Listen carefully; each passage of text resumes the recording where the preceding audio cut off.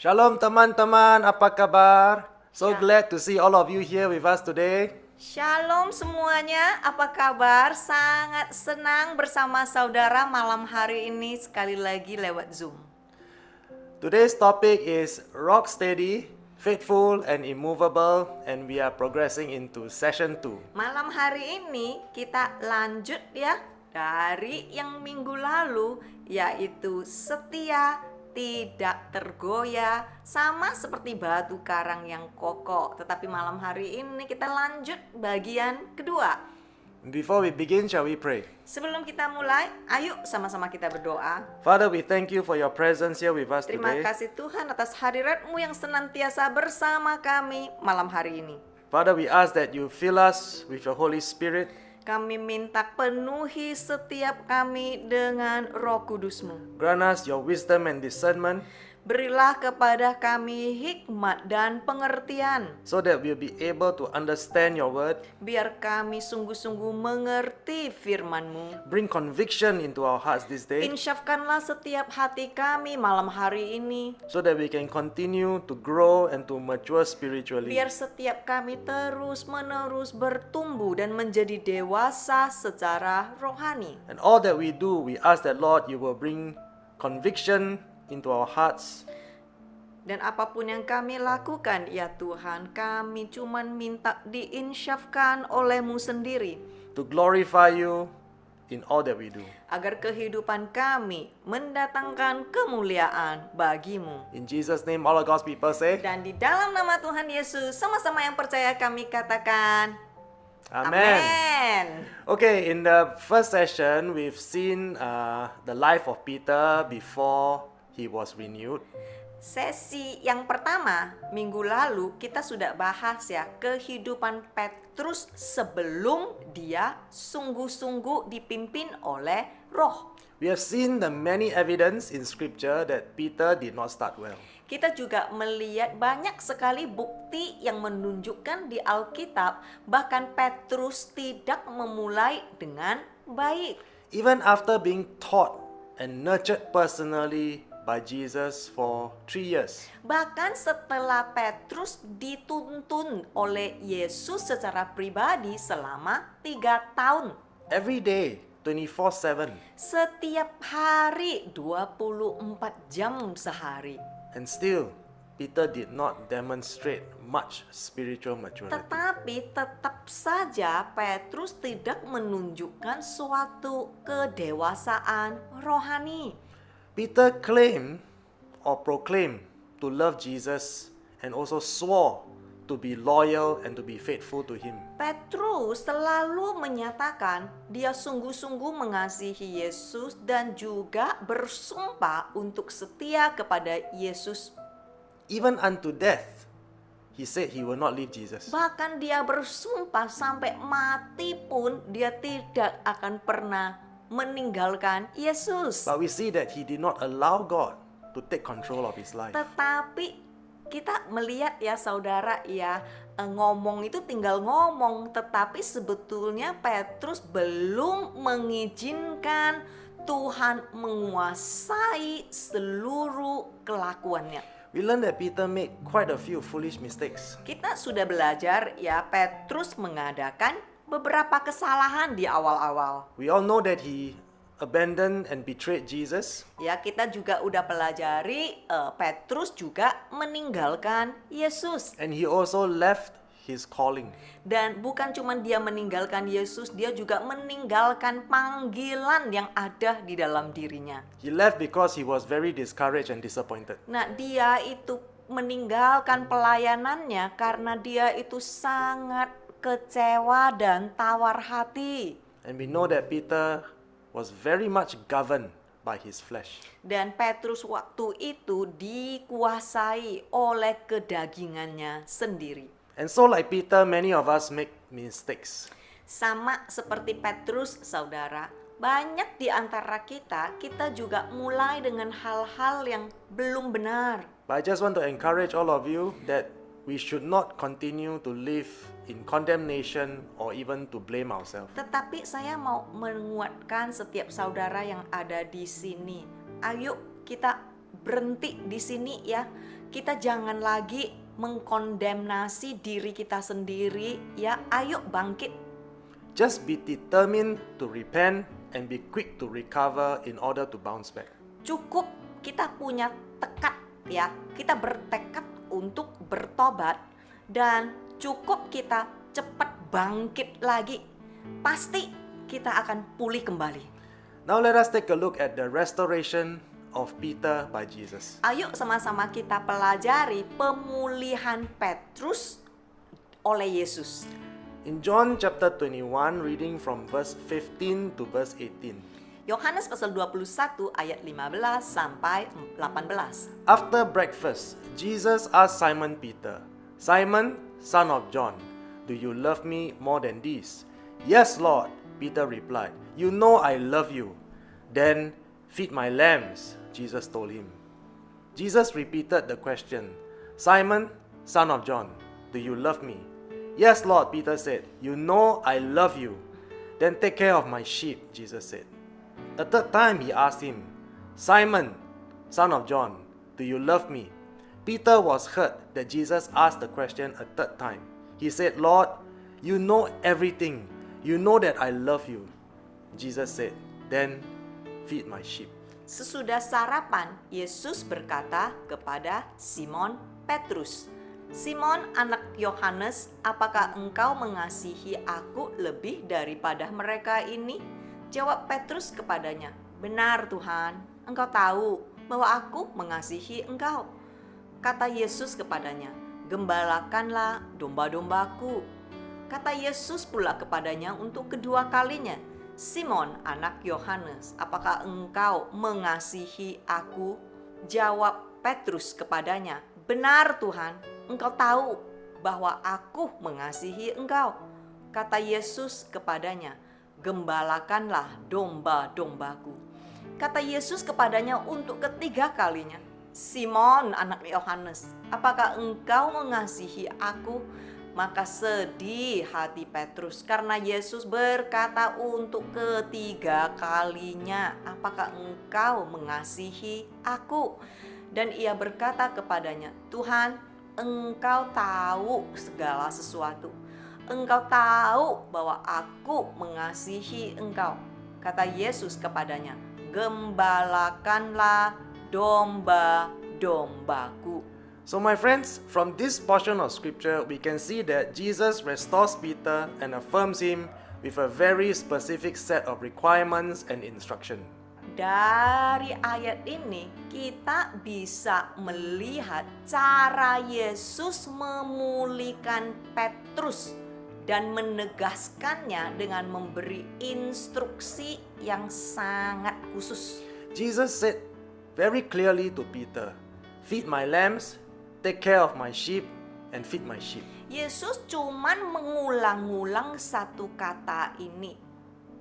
"Rawatlah dombaku, jagalah domba-dombaku, beri makan kepada domba-dombaku." Diulang-ulang terus secara sangat spesifik. Here we see that Jesus did not restore Peter by building up his self-esteem.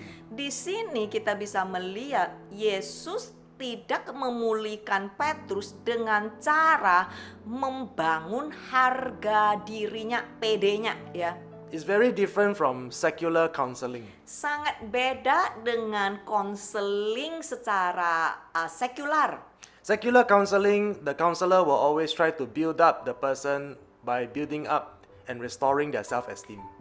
Saudara kalau tahu kebanyakan konseling di sekular yang dilakukan adalah membangun kepercayaan diri pribadi kita. Tetapi justru Yesus melakukan hal yang tidak sama, yang sama sekali berbeda dengan cara dunia.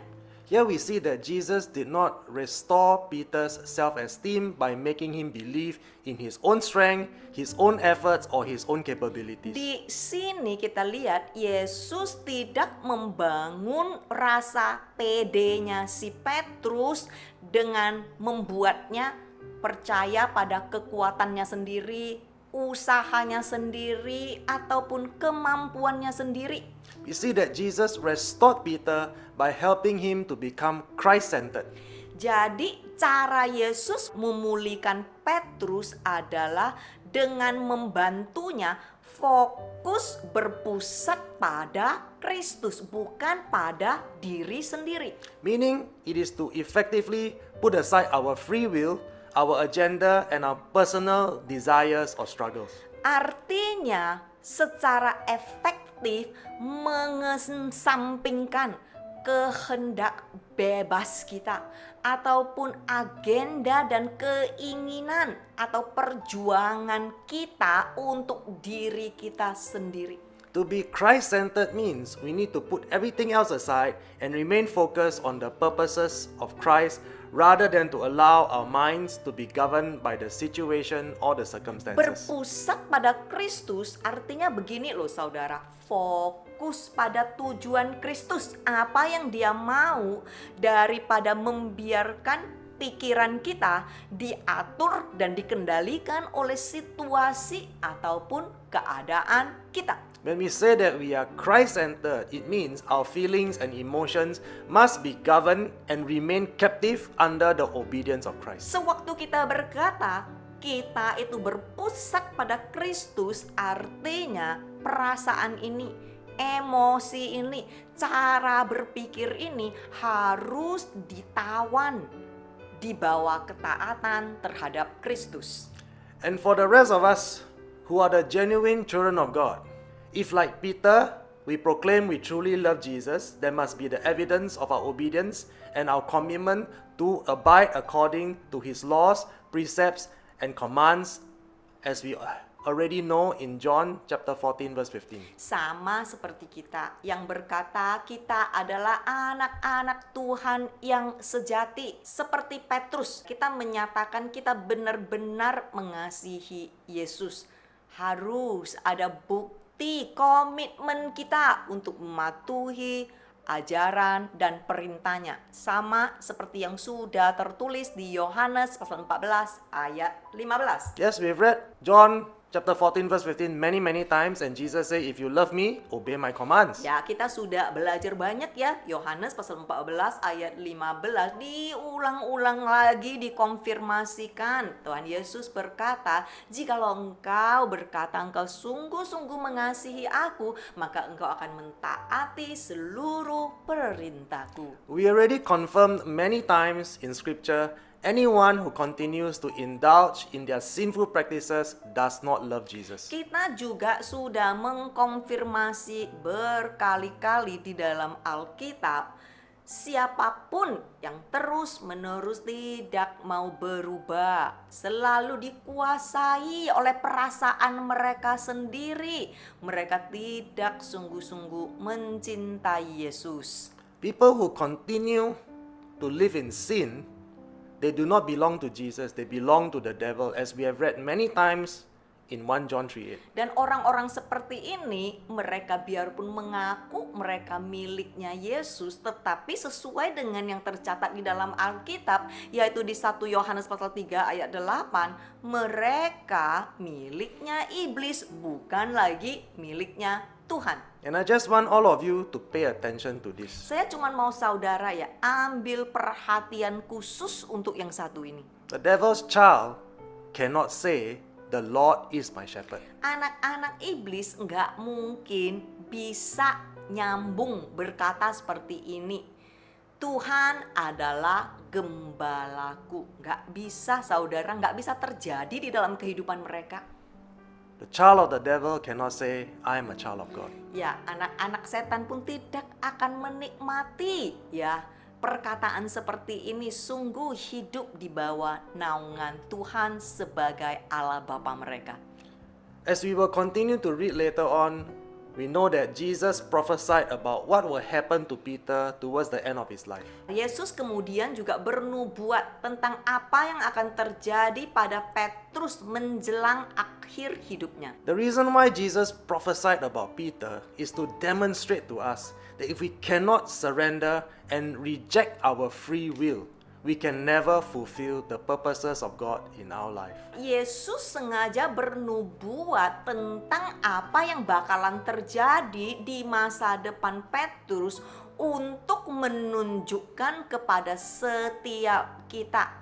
Jikalau kita tidak bisa menyerah hak bebas kita tidak akan pernah bisa sungguh-sungguh memenuhi, melakukan tujuan dan kehendak Tuhan. And even as many of us are not perfect and we have many flaws, Bahkan untuk melakukan itu bukan berarti kita sudah sempurna ya saudara ya. Banyak di antara kita yang tidak sempurna dan masih memiliki banyak kekurangan. but because God is sovereign, in the end, He will know who will betray Him and who will obey Him. Tetapi ingat saudara, Tuhan berdaulat dan Dia pegang kendali. Asalkan kita mau, benar-benar mau, ada niatnya. Tuhan tahu loh, karena Dia maha tahu. Dia tahu siapa yang akhirnya pada di kesudahannya akan berontak, atau di kesudahan mereka mau taat. We all may start in rebellion and even in sinful practices. Setiap kita bisa atau kebanyakan atau mungkin mulai dengan sifat yang memberontak, yang tidak sungguh-sungguh mau mengikuti kehendak Yesus, bahkan melakukan banyak dosa dan tidak benar. But it is important for us to note that we must all finish in radical obedience. Tetapi yang dulu-dulu tidak penting. Yang paling penting kita harus mulai memikirkan, melakukan, dan menyelesaikannya dengan baik dalam ketaatan yang radikal. Because we must finish well. Sebab setiap kita harus menyelesaikan dengan baik. Now let us take a look at John chapter 21 verse 18 to 19. Ayo sama-sama kita lihat Yohanes pasal 21 ayat 18 sampai 19. I tell you the truth, when you were young, you were able to do as you like. You dressed yourself and went wherever you wanted to go. But when you are old, you will stretch out your hands and others will dress you and take you where you don't want to go. He said this to indicate by what kind of death Peter would glorify God.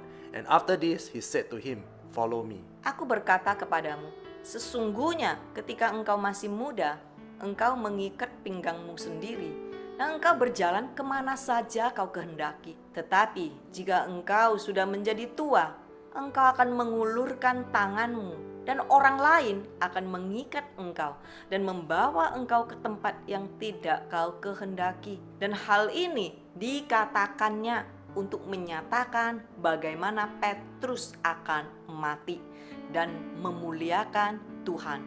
Sesudah mengatakan demikian, ia berkata kepada Petrus, "Ikutlah aku." So remember, my friends, if we cannot surrender our free will right now, Ingat saudara, kalau kita tidak bisa menyerahkan hak bebas kita, we will never be able to fulfill God's purpose in kita our life. tidak akan pernah menggenapi kehendak Tuhan di dalam kehidupan kita. Okay, now let us take a look at the character of Peter after the renewal. Ayo sama-sama kita telusuri karakter Petrus setelah dia diperbaharui. Acts chapter 2 verse 38 to 41.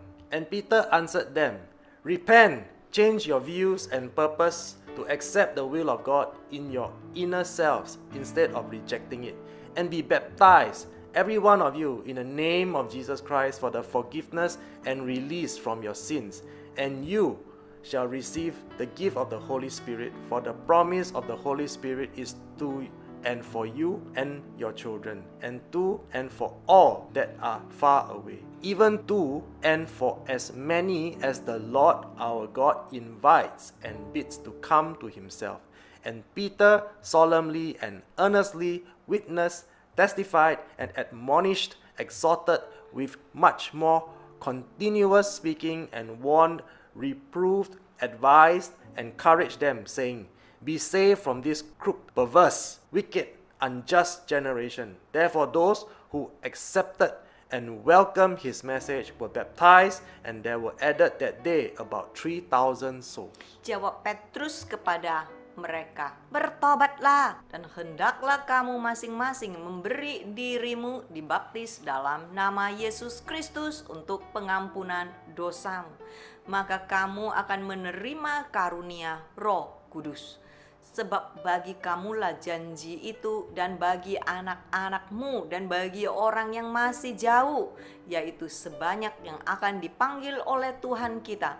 Dan dengan banyak perkataan lain lagi, ia memberi suatu kesaksian yang sungguh-sungguh, dan ia mengecam dan menasihati mereka. Katanya, berilah dirimu diselamatkan dari generasi yang jahat ini. Orang-orang yang menerima perkataannya itu memberi diri dibaptis, dan pada hari itu jumlah mereka bertambah kira-kira 3.000 jiwa. Yes, my friends, finally we see Peter become the rock that Jesus described. Iya, saudara, akhirnya Petrus menjadi batu karang yang Yesus gambarkan.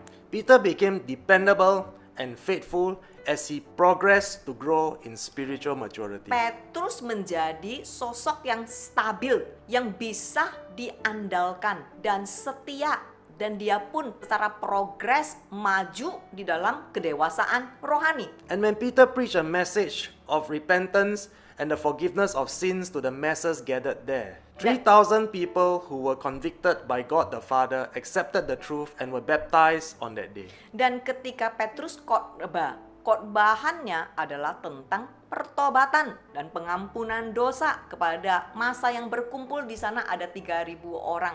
Mereka diinsafkan dan dibaptis pada hari itu. We see that Peter, as he preached, he did not have to recreate the upper room experience. Sewaktu Petrus berkhotbah, dia tidak perlu menciptakan yang macam-macam. Contoh pengalaman di ruang atas. He did not have to make everybody speak in tongues without interpretation just to demonstrate that the Holy Spirit is there. Dia juga tidak perlu menginstruksikan semua orang untuk berbahasa lidah tanpa terjemahan. Peter also did not give away food items or free gifts to entice people to come. Dia juga tidak memberikan makanan gratis atau lucky draw ya untuk menarik orang-orang agar mereka datang. There is also no need to promise them wealth and divine healing.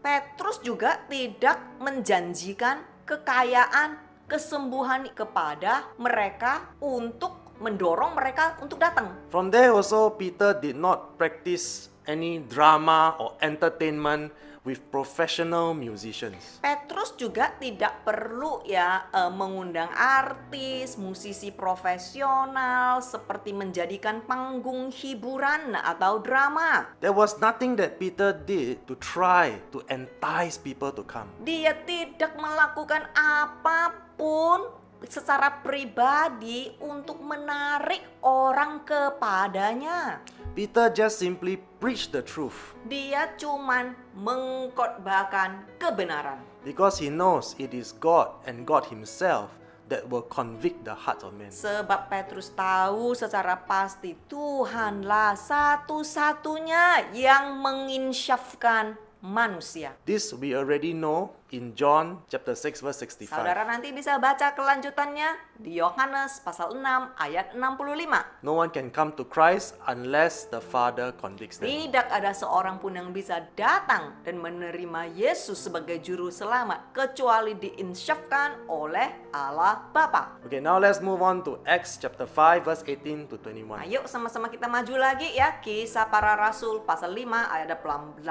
sampai 21. They arrested the apostles and put them in a public jail.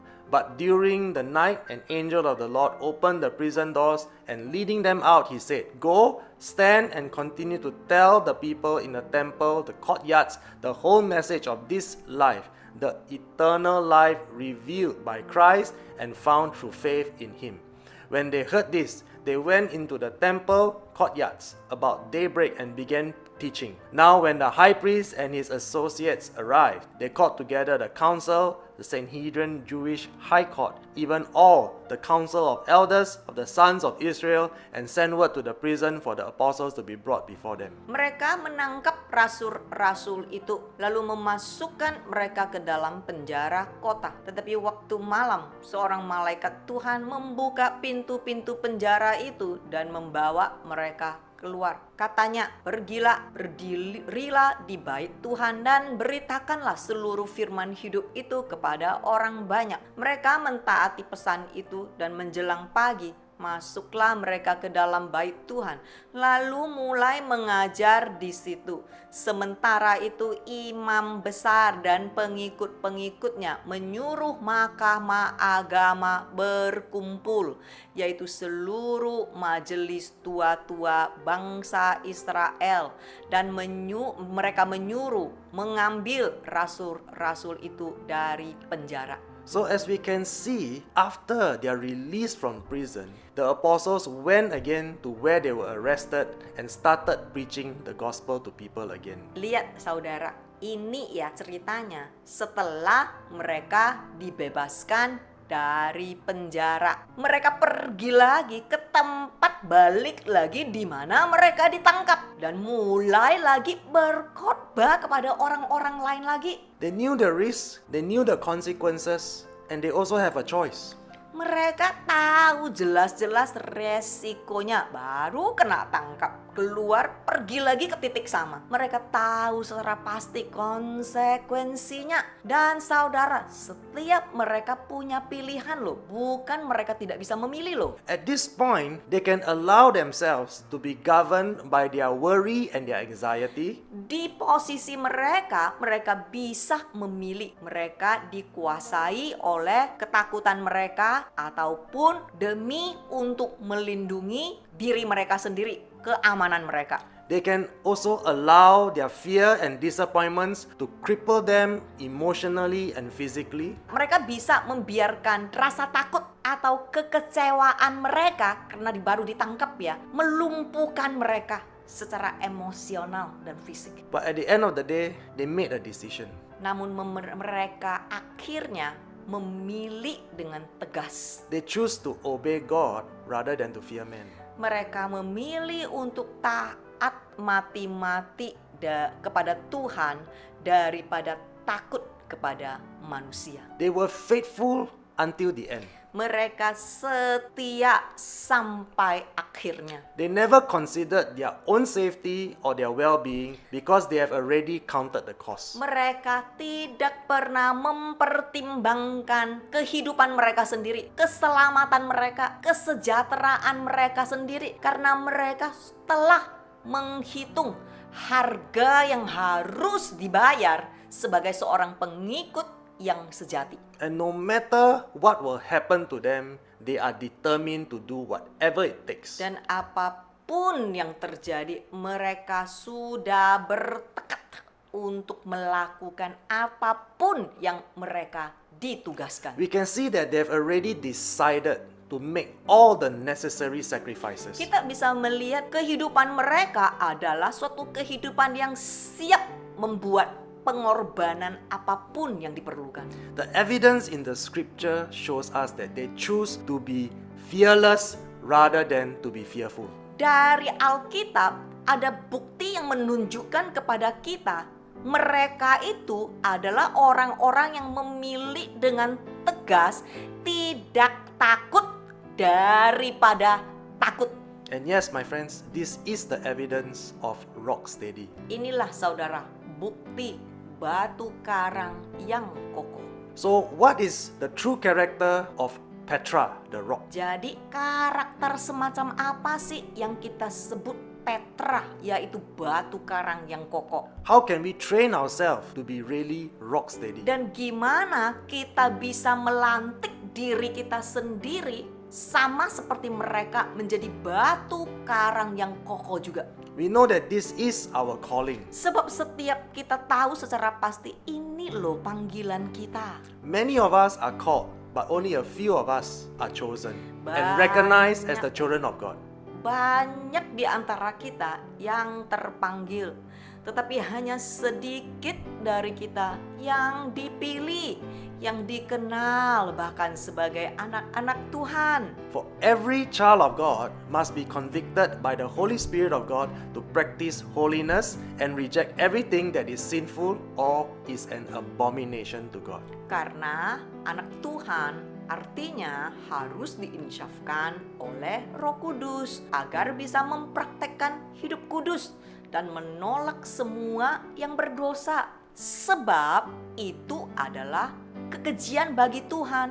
This is the confirmation that we are the children of God. Ini loh bukti yang mana anak Tuhan. But on the other hand, the children of the devil will continue to indulge in habitual sin and reject the laws and the commandments of God. Di sisi lain kita sudah melihat anak-anak iblis, nggak peduli ya ngakunya gimana ya, tetapi bukti dari anak-anak iblis adalah mereka adalah orang-orang yang menuruti kebiasaan dosa mereka dan menolak untuk menjalankan dan mentaati perintah Tuhan.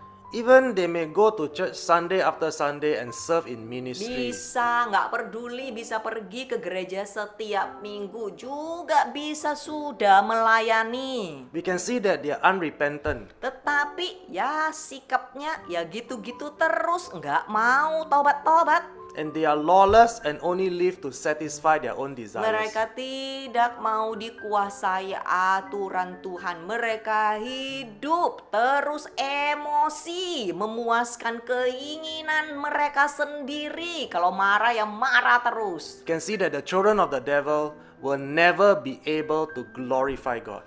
Kita bisa melihat anak-anak iblis, tingkah laku mereka tidak akan pernah memuliakan Tuhan. In 1 Thessalonians chapter 4, reading from verse 1 to verse 2, Tesalonika pasal 4 ayat 1 sampai 2. this is what the Bible is preparing us to do. Ini yang Alkitab mempersiapkan setiap kita apa yang harus kita lakukan. Ini yang satu ini bisa kita praktekkan. And those of us who are genuinely the children of God, we will be convicted to obey and practice this Dan portion of scripture. anak-anak Tuhan akan berjuang untuk melakukan yang satu ini. Finally, believers, we ask and admonish you in the Lord Jesus that you follow the instruction that you receive from us about how you ought to walk and please God, just as you are actually doing, and that you excel even more and more, pursuing a life of purpose and living in a way that expresses gratitude to God for your salvation. For you know what commandments and precepts we gave you by the authority of the Lord Jesus. Akhirnya saudara-saudara seiman, kami minta dan nasihatkan kamu dalam Tuhan Yesus, supaya kamu mendengar dari kami bagaimana kamu harus hidup supaya berkenan kepada Tuhan. Hal itu memang telah kamu turuti, tetapi baiklah kamu melakukannya lebih bersungguh-sungguh lagi, agar hidupmu mencerminkan rasa bersyukurmu terhadap keselamatanmu. Kamu sudah tahu hukum dan aturan yang telah kami berikan kepadamu atas nama Tuhan Yesus. Yes, my friends, we are commanded according to His law and by the power of His written word to live in a manner that will please God. Iya, saudara, kita sudah diperintahkan menurut aturannya oleh kuasa firman-Nya yang tertulis untuk hidup dengan cara yang menyenangkan Tuhan. The word of God instructs us to glorify Him in all that we do, in our behavior, conduct, and overall character. Kita itu diperintahkan untuk memuliakan Dia dalam segala hal yang kita lakukan, dalam perilaku dan karakter kita secara keseluruhan. We are not supposed to be taking anything for granted, thinking that everything is already done at the cross and we don't need to be holy and we don't need to obey His laws. Saudara, kita nggak boleh anggap remeh yang satu ini loh ya. Kita nggak boleh selalu berpikir, nggak apa-apa lah, Tuhan ngerti lah, Tuhan udah mati kok di kayu salib. Jadi ya nggak apa-apa lah ya, kita nggak boleh menganggap remeh seperti itu. His instruction to us is very clear. Sebab instruksi yang diberikan Tuhan kepada kita sangatlah jelas. We must live in a way that will express our gratitude to God for our salvation. Hidup kita ini harus memancarkan rasa bersyukur kepada Tuhan atas keselamatan yang telah Dia berikan kepada setiap kita. So we cannot say, "Thank you Jesus that you saved me. Thank you Lord that I have eternal life," and continue to live in sin. Jadi kita nggak bisa cuman sekedar di bibir, Tuhan terima kasih Engkau sudah menyelamatkanku. Terima kasih Engkau sudah mati di kayu salib buat aku terus berpaling dan melakukan hal-hal yang tidak berkenan kepada Dia. Now let us move on to 1 Thessalonians chapter 4, reading from verse 3 to verse 6. Ayo sama-sama kita lanjut lagi. 1 Tesalonika pasal 4 ayat 3 sampai 6. For this is the will of God, that you be sanctified, separated, and set apart from sin, that you abstain and back away from sexual immorality, that each of you know how to control his own body in holiness and honor, being available for God's purpose and separated from things profane, not to be used in lustful passion like the Gentiles who do not know God and are ignorant of His will, and that in this matter of sexual misconduct no man shall transgress and default his brother, or rather violating his wife, because the Lord is the avenger in all these things, just as we have told you before and solemnly warned you. Bagi yang baca Alkitab ya versi Indonesia, tolong di capture ya, karena ini beda banget ya. Karena inilah kehendak Tuhan, engkau harus hidup kudus, yaitu dipisahkan dari dosa, yaitu supaya kamu menjauhi percabulan, supaya kamu masing-masing punya penguasaan diri atas tubuhmu sendiri. Oke, ini ya terjemah asli. Terjemah Indonesia adalah supaya kamu masing-masing mengambil seorang perempuan menjadi istrimu sendiri. Oke, ini terjemahannya agak ngaco dikit, jadi tolong dirubah ya. Ini tolong di capture.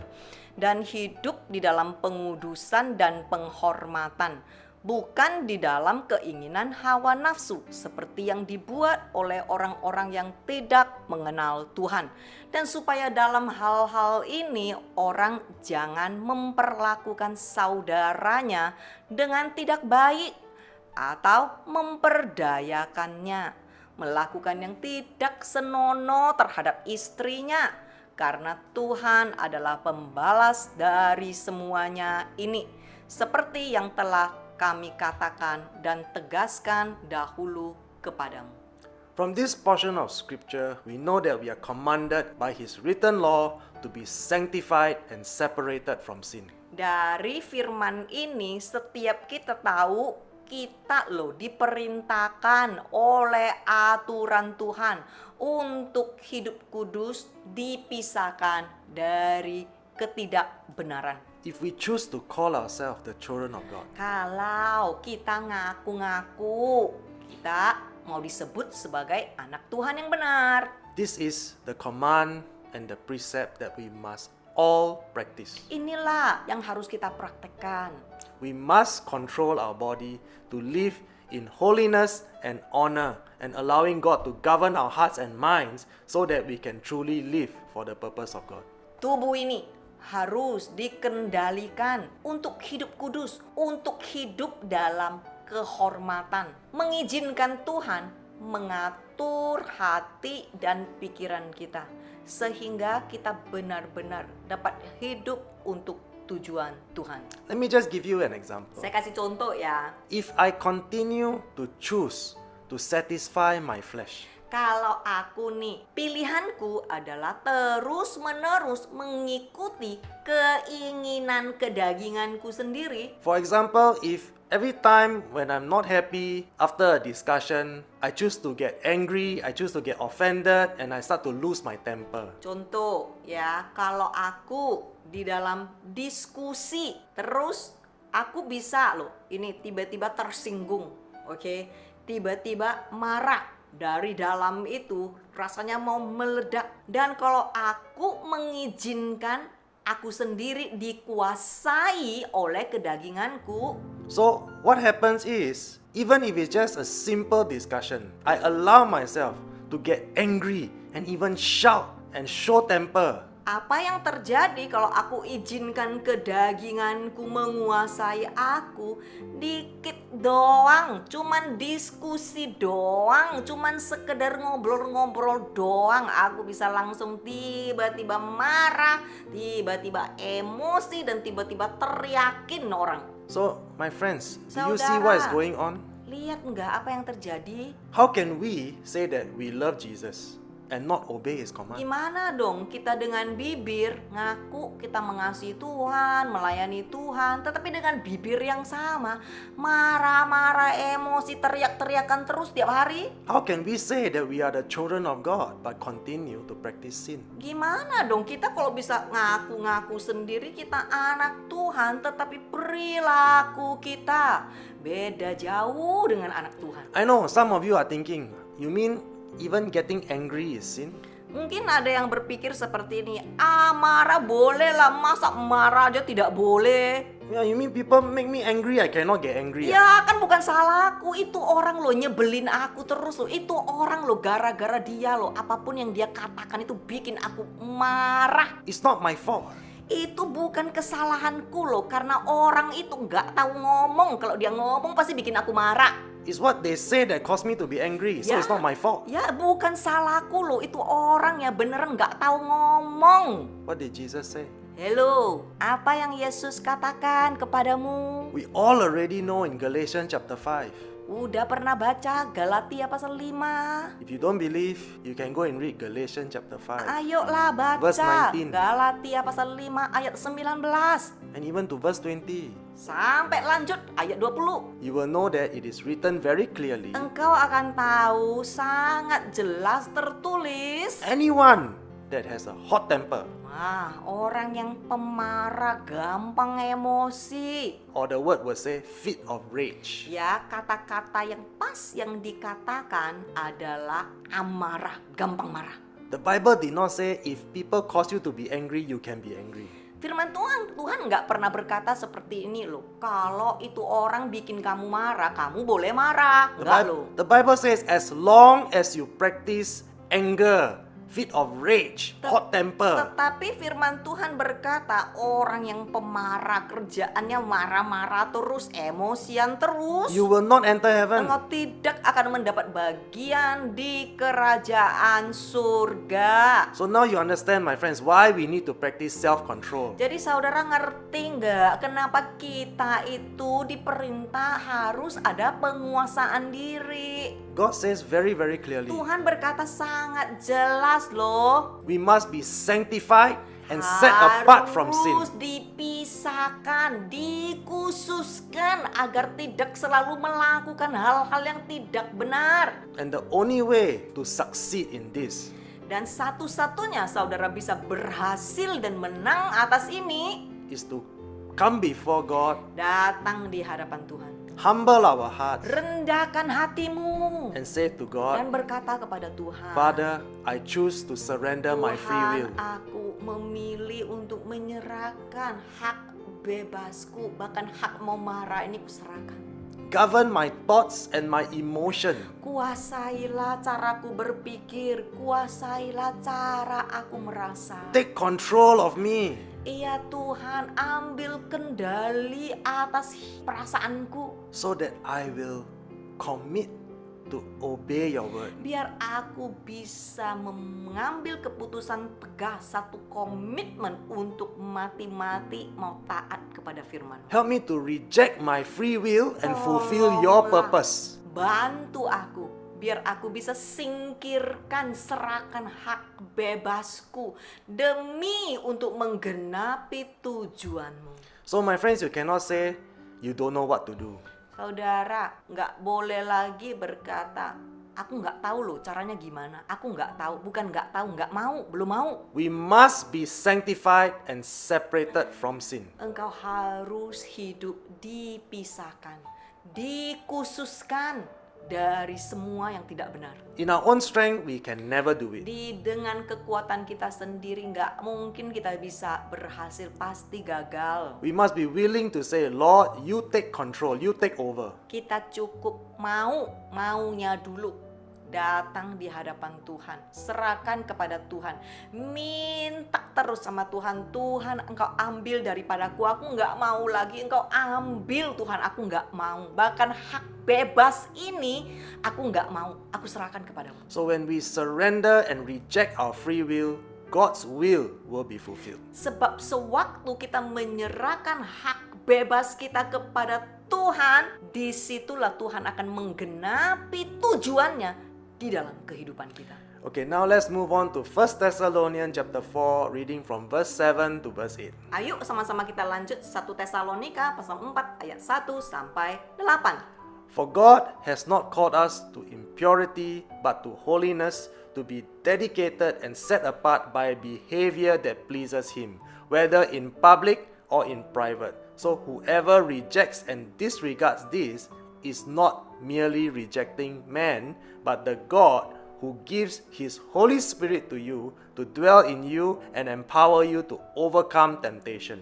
Tuhan memanggil kita bukan untuk melakukan apa yang tercemar, melainkan apa yang kudus. Karena itu, siapa yang menolak ini bukanlah menolak manusia, melainkan menolak Tuhan yang telah memberikan juga rohnya yang kudus kepadamu. So my friends, when we read this portion of scripture, it is very clear and very precise. Jadi saudara, sewaktu kita membaca firman ini sangat jelas. We are empowered to overcome sin. Saudara dan saya sudah dimampukan. Kita bisa melawan dosa kalau kita mau. So that we must not sin. Kita sudah diberikan kuasa Roh Kudus untuk menolong kita agar memampukan kita. So I want all of you to remember this. Saya mau mendukung saudara-saudari, tolong ingat yang satu ini. We are empowered to overcome sin. That's why we must not sin. Kita itu sudah dikaruniakan Roh Kudus untuk memampukan kita. Oke, jadi sebetulnya kita itu sudah mampu, makanya kita harus melakukannya. The children of God will not reject the laws of God. Anak-anak Tuhan tidak mungkin menolak aturan Allah Bapa mereka. And as we can see very clearly in this portion of scripture, God makes it very, very, very clear. Dan kita juga bisa dilihat dari porsi bagian ini, Tuhan udah ngomong jelas banget. Again and again, He Terus says to us, menerus diulangin terus. He requires us to be dedicated to a life of holiness. That means godly living. Tuhan itu sangat jelas, dia menuntut kita untuk mengabdikan diri kita hidup kudus. And we all must live a life that is pleasing to Him. Dan hidup yang menyenangkan dia. As we already know, the evidence of having the Holy Spirit present in us is not that we have the gifts of prophecy or the gifts of speaking in tongues. Bukti saudara dan saya benar-benar dipenuhi Roh Kudus, bukan saudara tiba-tiba bisa berbahasa roh atau bisa bernubuat. Itu belum buktinya ya. The confirmation of the Holy Spirit dwelling in us is the conviction to pursue holiness. Bukti kalau Roh Kudus benar ada di dalam diri saudara dan saya adalah saudara dan saya mulai diinsyafkan, mulai tahu salah, mulai tahu gimana hidupku harus berbeda, gimana aku harus berubah biar hidup ini berkenan kepada Tuhan. It is the conviction to overcome temptation. Insyaf atas godaan. It is using the power that is already given to us with the perseverance and the determination to reject all that is sinful. Kita bisa menggunakan kuasa itu, kuasa Roh Kudus, kekuatan itu yang sudah diberikan kepada kita dan mengambil keputusan tegas untuk menolak semua yang tidak benar dan cuman melakukan apa yang berkenan kepada Tuhan. We are already equipped to know and to practice everything that is holy. Setiap kita sudah diajarkan, sudah diulangin beberapa kali dan juga sudah dimampukan. Kita bisa melaksanakannya. So we have the power to make sure we will cut off everything that is not pleasing to God. Saudara dan saya punya kuasa untuk memutuskan semua yang tidak berkenan kepada Tuhan. And according to the scripture, we are empowered by the laws of Christ to triumph over sin and temptation. Alkitab juga berkata, kita juga diberi kuasa untuk menang atas pencobaan. But many Christians continue to sin because they reject and disregard the laws of holiness that is established by Christ. Tetapi kenapa banyak Kristen masih terus-menerus berbuat yang tidak benar, tidak menang? Kenapa? Alasannya apa sih? Karena mereka sendiri menolak dan mengabaikan hukum kekudusan yang ditetapkan oleh Kristus. Many people don't understand that God has given us clear instructions to follow. Banyak sekali Kristen nggak tahu Tuhan sudah memberikan instruksi yang sangat jelas kepada anak-anaknya. Many times when Christians read scriptures like this, they will always say, ini keras. Banyak sekali Kristen sewaktu baca ayat mereka milih-milih yang enteng-enteng. Dengar khotbah mau yang enteng-enteng. Kalau yang lihat bagian ini, ini keras, ini bukan untukku. Many people say, it is so difficult to be holy, I cannot be holy. Dan banyak orang bahkan berkata, nggak mungkin lah hidup bisa kudus. Nggak bisa, mana mungkin bisa. But as we read here, in this portion of scripture, we already know. God says, I have empowered you. Tetapi baca dong di firman Tuhan. Firman Tuhan itu justru begitu jauh dengan pemikiran banyak Kristen. Firman Tuhan berkata, aku sudah memberimu kuasa loh. Engkau sanggup, engkau mampu. And what does it mean when God says, I have empowered you? Apa sih maksudnya sewaktu Tuhan berkata, engkau sudah dimampukan, engkau sanggup. It means that we can do it. Artinya engkau bisa berhasil. And the reason why many Christians don't want to live in holiness is because they prefer to sin rather than to obey God. Alasannya banyak Kristen yang tidak menang-menang dan kalah terus karena memang pilihan mereka lebih cenderung mau menikmati apa yang mereka mau daripada mentaati Tuhan. And so all these Christians that continue to indulge in their sinful pleasure, in their lawlessness, what are they called? Jadi Kristen-Kristen semacam ini yang mengaku anak Tuhan tetapi tidak pernah mau taat, selalu dikuasai oleh kedagingan mereka dan melakukan apapun sesuka hati mereka. Kristen-Kristen semacam ini disebut apa sih? Because they reject the word of God. Karena mereka sendiri yang menolak aturan Tuhan. They reject Christ. Mereka sudah menolak Tuhan. That is why they are called Antichrist. Inilah antikristus. So my friends, Saudara-saudariku, are you convicted by God the Father to forsake all your sinful practices? apakah saudara diinsyafkan mau mulai melepaskan satu demi satu semua yang tidak benar di hadapan Tuhan? Do you genuinely regret your past errors? Apakah engkau sungguh-sungguh menyesali kesalahanmu yang dulu? Have you made a decision to diligently pursue biblical holiness? Apakah engkau sudah memilih dengan tegas, ini aku mau berjuang untuk hidup berkenan kepada Tuhan. Remember, my friends, Jesus already set us free from the bondages of sin. Ingat saudara, Tuhan sudah membebaskan kita dari belenggu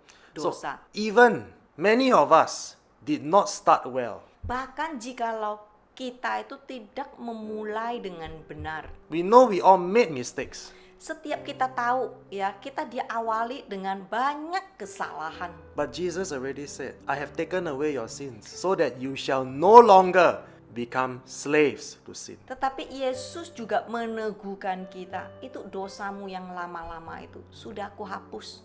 Jadi jangan lagi balik lagi dibelenggu oleh dosa dan menjadi budak dosa. So my friends, let us now work out our salvation with fear and trembling. Saudara, mari ayo kita semua harus mengerjakan keselamatan kita dengan takut dan gentar.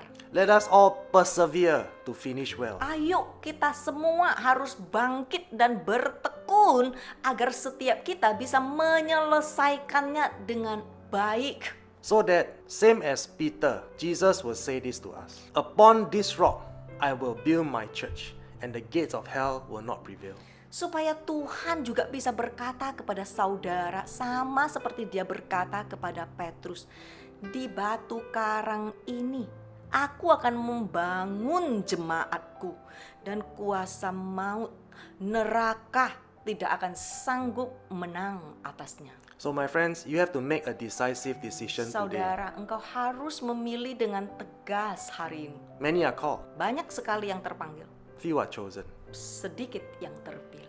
Are you the chosen rock?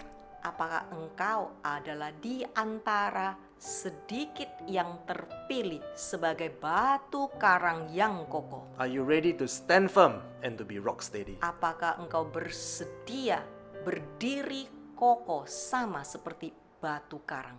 Shall we pray? Ayo sama-sama kita berdoa.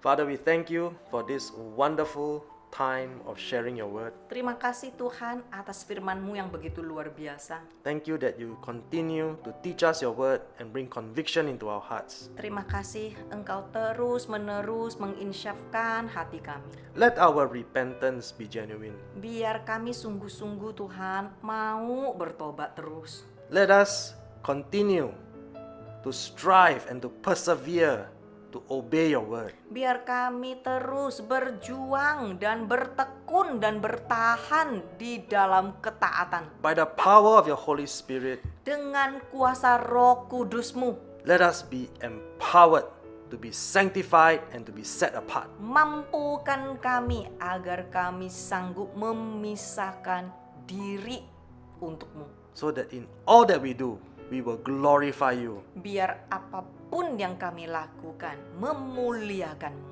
So that we know in our hearts that we are called and we are chosen to be your rock. Biar secara pasti kami bukan cuman orang-orang yang terpanggil, tetapi kami juga adalah orang-orang yang terpilih sebagai batu karang yang kokoh. So help us, Father, Tolonglah kami ya Tuhan, to stand firm. biar kami berdiri dengan teguh. Help us, Father, to be rock steady. Tolonglah Tuhan, biar kami adalah jemaat yang tidak tergoyahkan. In Jesus' name, all of God's people say, Dan di dalam nama Tuhan Yesus, sama-sama yang percaya kami katakan, Amen.